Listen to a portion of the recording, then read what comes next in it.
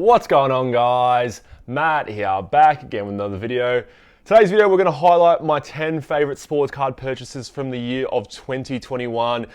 Big year for me in terms of sports cards because I re-entered the sports card hobby in early 2020, and wasn't really buying too many high-end cards, and this was really the year where I was able to use some of that profit that I made in 2020 to buy some nicer cards. We'll feature some nice cards here. Again, this is not top 10 most expensive cards, but more so my favorite cards that I've purchased. So you'll see a bit more of a PC focus here with a little bit of investing kind of involved in it as well. So yeah, let me know in the comments what your favorite card is that you've purchased this year.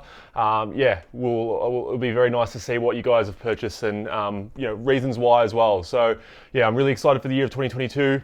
Before we start, smash the like button and hit subscribe as always, and also comment as well what you think the number one card is. So yeah, let's go through it. So card number 10, shout out to Jed as well, by the way, for drawing me this card. I'll have this one as an honorable mention, but he drew me this card again. If you watch my Ship My Cards video, said he was drawing up sports cards, whatever card you wanted for $15 US, and he used those funds to buy sports cards, and I thought that was a really good idea. So I ended up asking him to draw me my main man, Gardner Minshew. So that was my one. Let's go on to number 10. Number 10, 1997 Cardinal WWF Rocky Maivia, aka The Rock, aka Dwayne The Rock Johnson. So this is his first WWE card. It's actually from a trivia set or a card game. So this was, got this for around $300 US. This was high on my list at the start of the year, and I was able to get this for around half the price of what it was going for at the start of the year. So I got this one at $300 US. I think at the start of the year, if you got this same, actually Raw was going for around $500 US. So to get this in a PSA 8, I'm quite stoked about, and it's not really more of an investment. It's just, I feel like it's a nice sort of alternative card. It's a good way to kind of tell people and explain to people how alternative cards are still a thing. Like, people might think basketball, football are the constant sort of cards, but WWE, they have their sort of, they have their cards as well. So that's always a great one to kind of highlight, and I love showing it off to people, and they think like, oh, The Rock has a rookie card or a card, really. So a nice alternative to the Bumblebee football card, which is way out of my price range. But yeah, number 10, the Rocky Maivia 1997 trivia card. Number 9, Joe Barrow, 2020 Panini Prism Blue Wave, number to 199, graded PSA 9. Playing very well as of the last 2 weeks, threw for over 500 yards last week and 4 touchdowns. Love Joe Barrow. I love, when it comes to investing and collecting all that sort of stuff, I love like buying players that I can really support and follow. I don't like buying players that I feel like I won't like or won't want to watch, regardless of money or not. But I really do like Joe Barrow on and off the field. I really think he talks well. His Heisman speech was really good. So Joe Barrow is a massive one for me. So this one was around $400 US. Again, like I said, number to 199. Look, I wanted to get a Joe Barrow card for PC. Not sure where I'm going to be heading for now because he's quite hot at the moment, but I can see him being someone that you can hold for the next 3-4 years. It's a bit of a hard one because there's a lot of quarterbacks coming up, so not every one of them is going to pop, but I feel like Joe Barrow has shown enough, especially in college and the start of the NFL, to show that he is going to be here for a long time. Number 9 there. Number 8, and I think possibly the most expensive card on this, no, not the most expensive card, the second most expensive card on this list, but the Luka Doncic, aka Fat Boy. Look, that's a little bit mean, but a little bit overweight at the moment, but number to 99, graded PSA 9. Happy with this card here. Got it around the start of the year for around $1,300 Aussie, so it's around $900 American. Wanted to get a nice high-end card of Luka. I had his Prism PSA 10, which I packed, but I've sold that off. I think long-term it's not really a great hold anyways, and it's gone from $2,000 US to like $500 US in the span of a year. Got this card thinking, a little bit more short printed.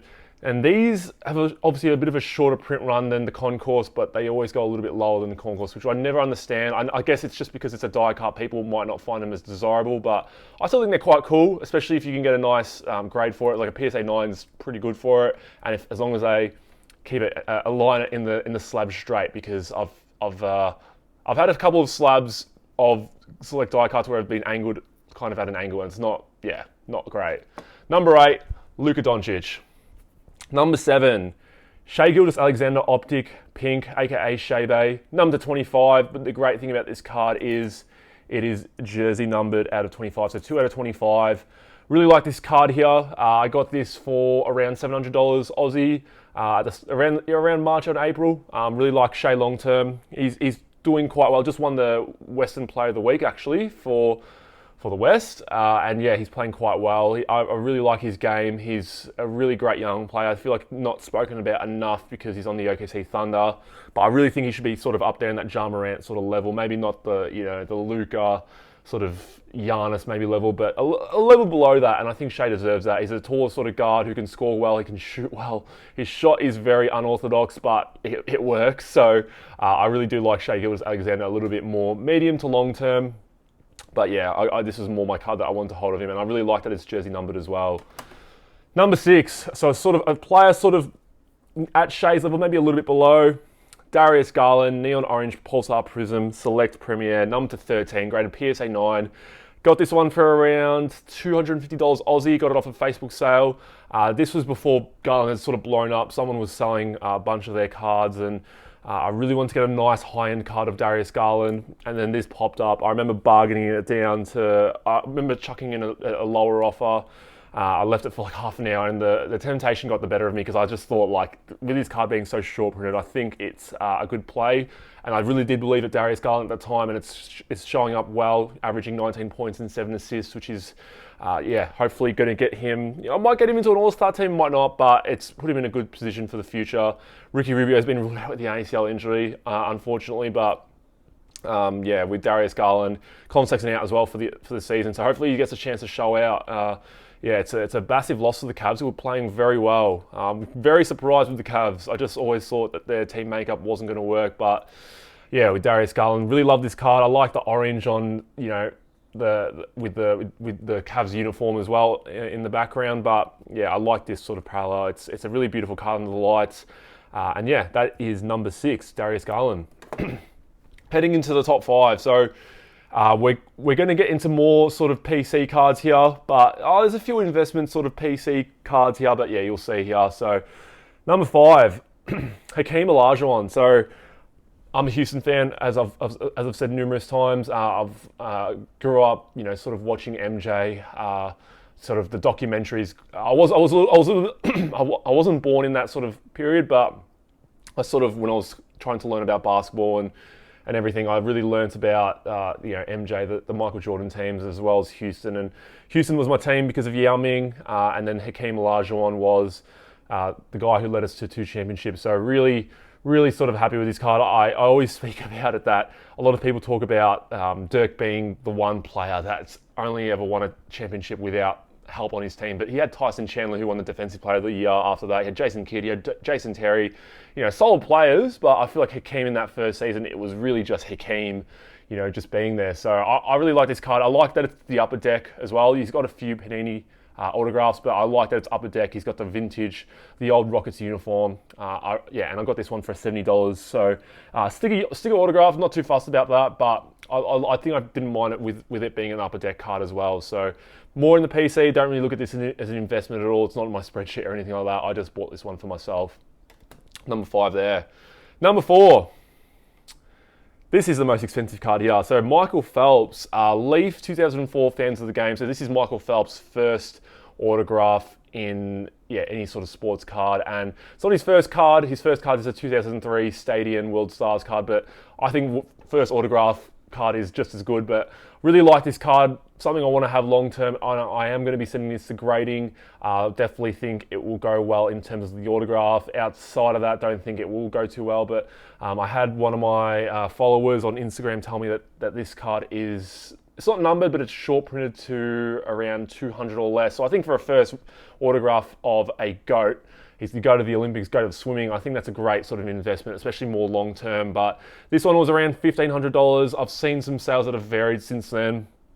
I saw a card go raw for $1,700 US. So I got this one for $1,500 Aussie, so it's around 1,100 US. So yeah, I could make a profit selling it right now, but I do want to get it graded and hold a bit more long term, because I think this is the sort of card that long term will do very well. Being Michael Phelps, like I said, goat of a couple of things, and you can't really go wrong there. And I think it's a really nice card. So at number 5, we've got the Michael Phelps. Number 4. Sorry, number 4. We've got the Michael Phelps autograph, his first autograph there.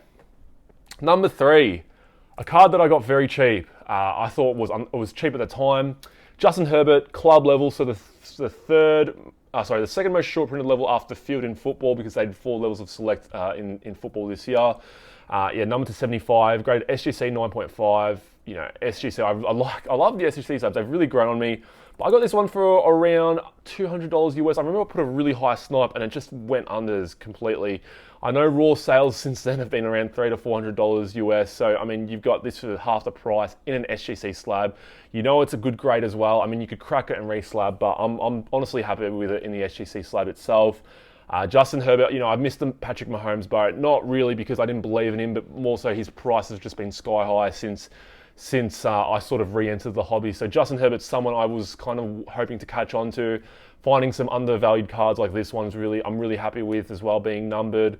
And yeah, I think long-term, well, not long-term, maybe more medium-term, if you can sort of match that expectation and hype of Mahomes winning a Super Bowl and an MVP, this card will go well in the long term. So yeah, really happy with this card. Justin Herbert at number 3 with the number to 75 club level. Number 2, and this person's already made an appearance in this list.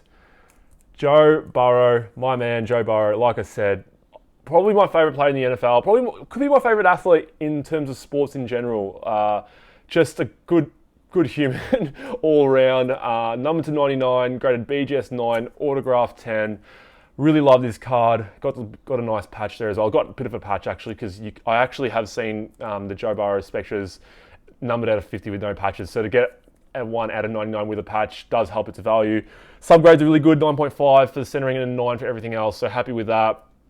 Not much else to say here because like I've said already, I love Joe Barrow, love what he's doing, and hopefully he can produce for Cincinnati more long term. Yeah, really nice card here. BGS 9, autograph 10 of Joe Barrow. Card number 1, my favorite purchase of the year. You probably might not expect it, but this one, like I said, is more PC related. I'm not really looking in terms of the value, more long term or anything like that. This is more for a PC thing, and yeah, not much else to say, but number 1 card, I've mentioned it before in a few videos in my mail days and stuff like that. I really love this card, and when I first entered the hobby, this set in general, this is when I was first sort of getting interested in the hobby around 10 years ago. This set really, I really wanted this set for one of my favorite players at the time, which was John Wall. So they had John Wall, DeMarcus Cousins in that season. So really wanted a card from that season of those players, but obviously time has gone by and they're not worth as much now. But I wouldn't be surprised. I actually think that this card, this player is actually worth the most from this set, which you might find surprising. But that's Jeremy Lin. The playoff contenders patch, rookie ticket. So you've got the autograph and you've got the manufactured patch. This isn't, it's not game worn. It's just a manufactured patch or player worn, unfortunately. But love this card. I mean, this card would have been ridiculously cheap 10 years ago. But, you know, with Jeremy Lin, Linsanity, I've advised people so much. If you haven't seen or heard about Linsanity, watch it or watch documentaries, watch the highlights of it. It's ridiculous. If it happened in the current times, social media will be going crazy. I don't think it will ever happen again where someone is undrafted, goes around from team to team and then just blows up on the Knicks, especially. Jeremy Lin, surprisingly, I got this card at the start of the year, got it for around $150 US, and with the sports card market going down, it's actually held value, even with Jeremy Lin not even playing at all. So I find that quite surprising, but I think that also helps with the Asian market. You know, China, they love their sports cards.